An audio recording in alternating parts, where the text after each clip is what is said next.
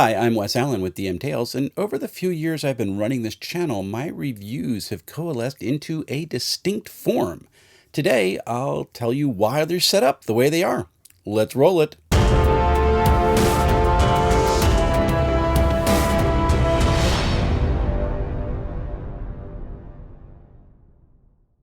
Now, I didn't set out to do reviews with the format I use.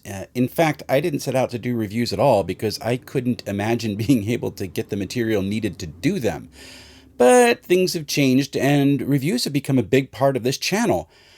And I'm an introspective soul, and when I noticed how my reviews all kept on taking on the same general form, I began to wonder why that was. But to explain the why, first let me do a quick look at how I structure things when I review a game. It all begins with character design. Now, I'm not an optimizer, it's just not something that I spend a lot of time on, but I do enjoy exploring how characters are structured and what options a player has for shaping their own PC. I'll go over classes or professions, ancestries or races, and special feats for the different character types, and what attributes or ability scores a PC has. Sometimes, if I find it particularly interesting, I'll go over equipment or the procedure by which characters are created. By the end of this section, I hope I've trimmed down the fire hose of information that often hits players when they start the character creation process, making it a bit more digestible. Finally, if character advancement is a thing, I'll often discuss this under the character design section as well. I'm fascinated with the different ways games handle their resolution mechanics and tend to spend a good amount of time explaining the way those work. Is it roll over or roll under? What dice are used? Are there any special rolls which impact a scene? Those are the types of things I find fascinating.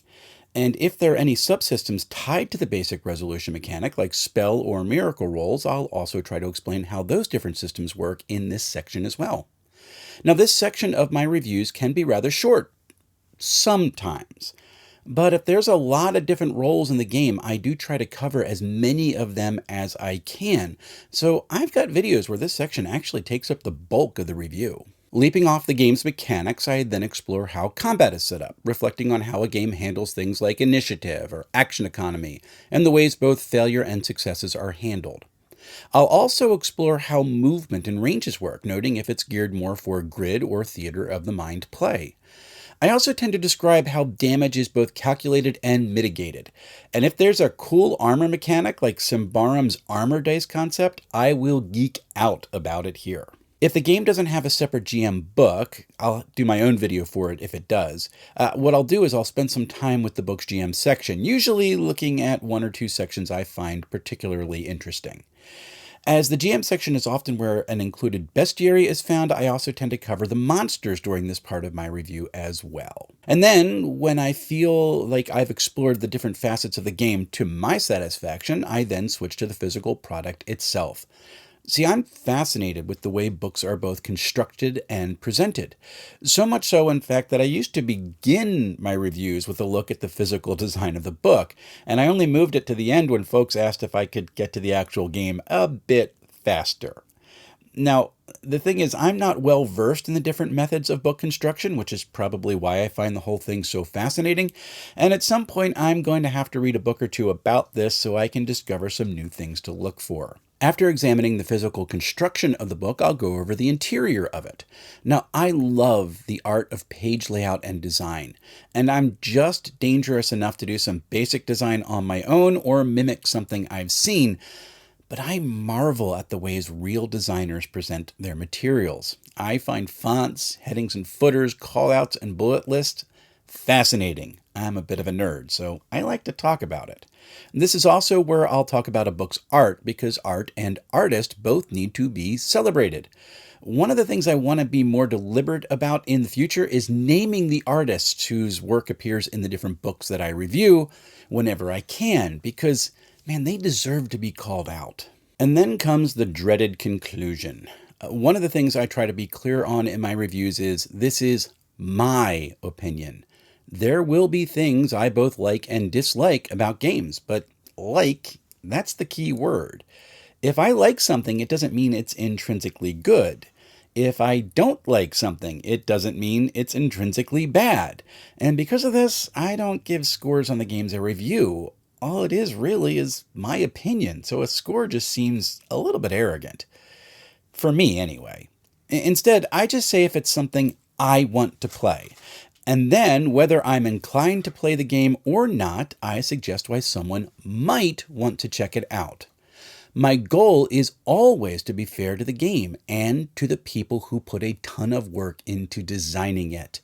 In fact, I actually consider it a high compliment if a game's creator sees one of my critiques of their work and gives me feedback on it, positive or negative. I just enjoy the fact that they at least felt that I was fair enough that they could interact with me. And this brings us to the why. Why do I set up my reviews the way I do? And here's the thing, I figured it out. It's for me. See, I want to run just about every game I review. Not all of them, but just about every one of them.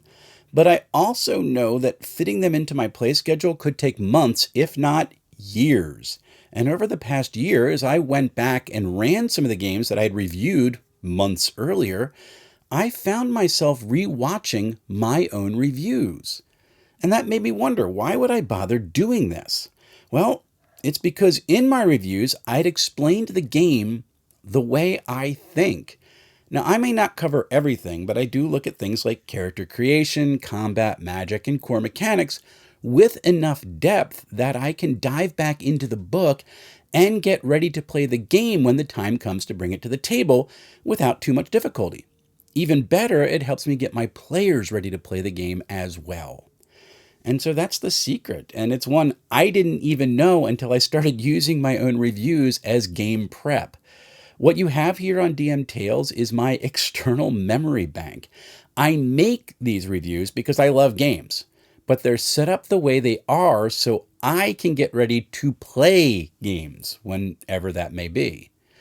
Maybe through these reviews, I've even helped some other folks get ready to play these games as well, either as a GM or as a player. At least that's my hope. And as 2025 dawns, I hope to keep doing just that. But until then, folks, happy playing, everyone.